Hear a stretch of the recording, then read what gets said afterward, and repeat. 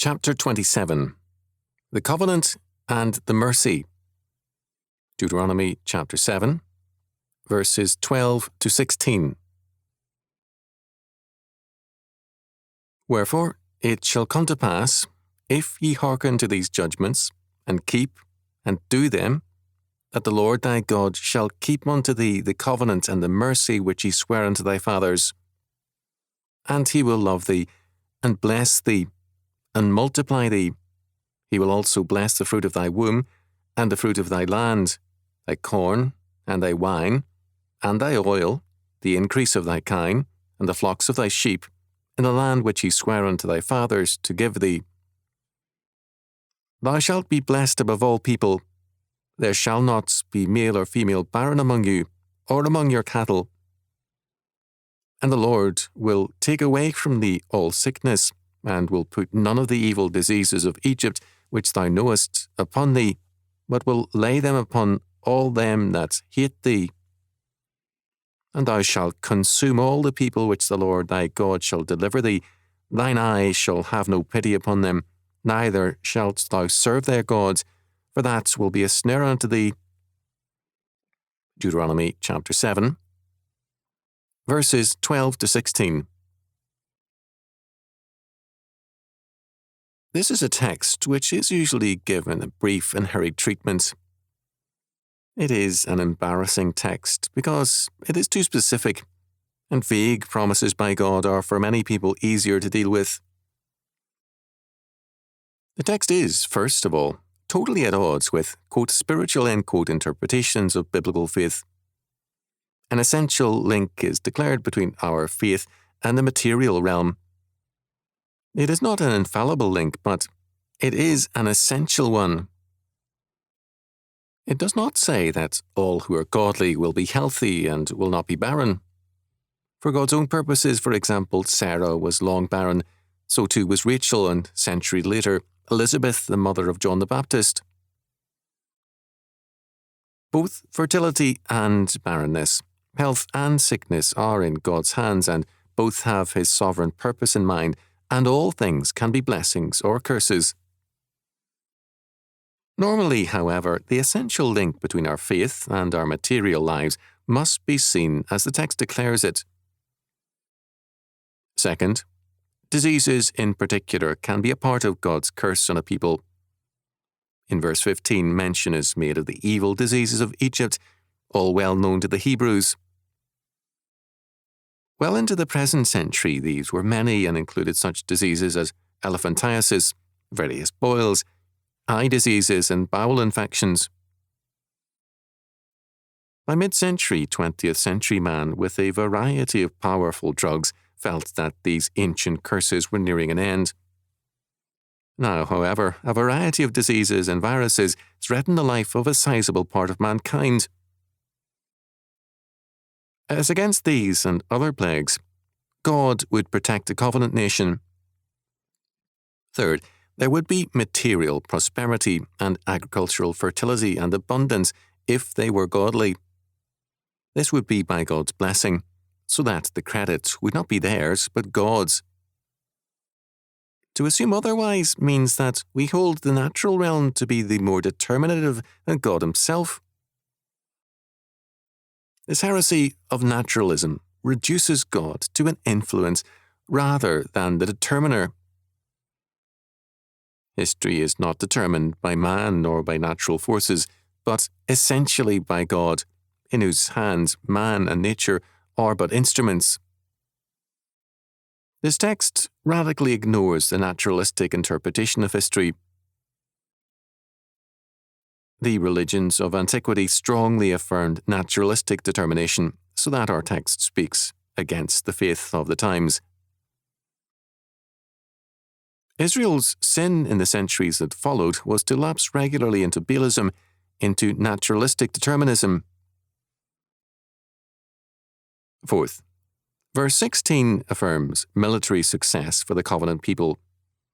They shall consume or eat all the people whom God delivers into their hands. This is the key. All depends on God delivering the nations into their hands. We cannot shift determination to our obedience, necessary as that clearly is. Whether it be fertility, productivity, or victory, it all depends on God's sovereign purpose. A law order is posited. Obedience brings blessings, but obedience cannot command blessings. These are contingent upon the will of God. The promises of the law do not transfer determination from God to man. Rather, they tell us how God blesses us when He chooses. This text, and others like it, become embarrassing only to those who insist on a humanistic determination. Such people say, in effect, if we do certain things, then God must give us certain blessings. To believe so is to say we are blessed or cursed in terms of our expectation and determination. Fifth, when we are faithful, verse 15 tells us, God's curses will fall on our enemies. If faithless, the covenant breakers will be smitten in the same way and worse. According to Deuteronomy chapter 28, verses 27 to 29, the Lord will smite thee with the botch of Egypt, and with the emerods, and with the scab, and with the itch, whereof thou canst not be healed. The Lord shall smite thee with madness and blindness and astonishment of heart. And thou shalt grope at noonday, as the blind gropeth in darkness, and thou shalt not prosper in thy ways, and thou shalt be only oppressed and spoiled evermore, and no man shall save thee.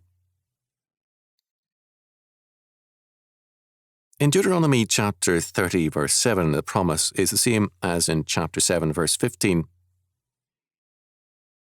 And the Lord thy God will put all these curses upon thine enemies, and on them that hate thee, which persecuted thee.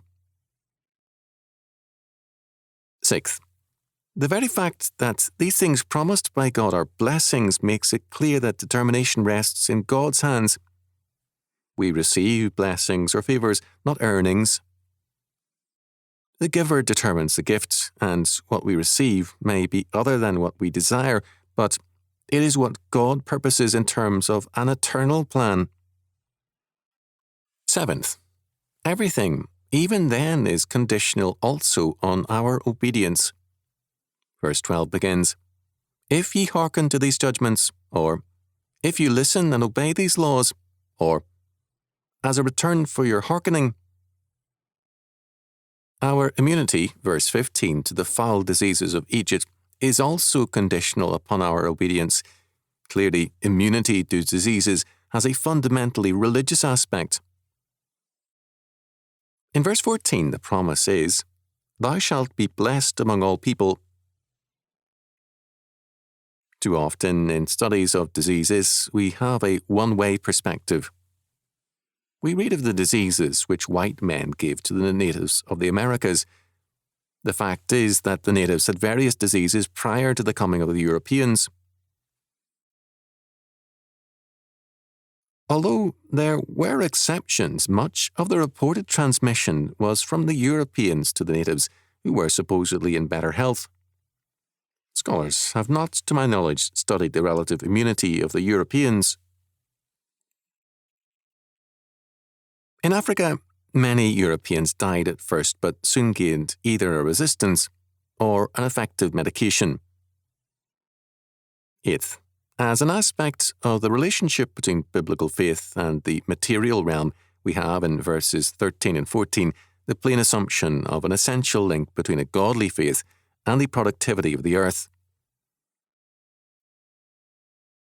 Most peoples of history have been abusive of the soil. So too, despite popular beliefs to the contrary, have been more than a few animals. The American buffalo destroyed trees, streams, and grasslands. The African elephant destroys forests, and so on. Where unrestrained by man, animals can be very destructive. Godly faith, on the other hand, develops the fertility and usefulness of the earth. Incidentally, it is a myth that virgin soil is necessarily highly productive. Such soil is often heavily abused by various animals and requires much work to restore to fertility. 9th, verse 13 makes it obvious that a covenant of law is basic to a relationship of love by God to man. God's love is not for those who despise him and who transgress his laws. It is for those who keep his covenant law. Obedience gains love and blessings. This is fundamental to all the Bible. Our text tells us of the blessings of obedience and the love of God for the obedient. God's love is not lawless. It is not antinomian. Salvation throughout the Bible is by God's sovereign grace alone, but this is no charter for antinomianism, which despises the law or nature of God, a fearful offence. 10th, as C.H. Waller noted, the law of Moses was, in many of its details, a sanitary quite as much as a moral code. This again underscores the essential link between biblical faith and the material world. There is no confusion between the two, but neither is there a false separation. 11th. Verse 12 refers to God's relationship to Israel as the covenant and the mercy. The two are inseparable. God's covenant with man in all ages is a covenant of law, and therefore a covenant of grace, because God, in his mercy, gives a law to man, the law which expresses his being and justice.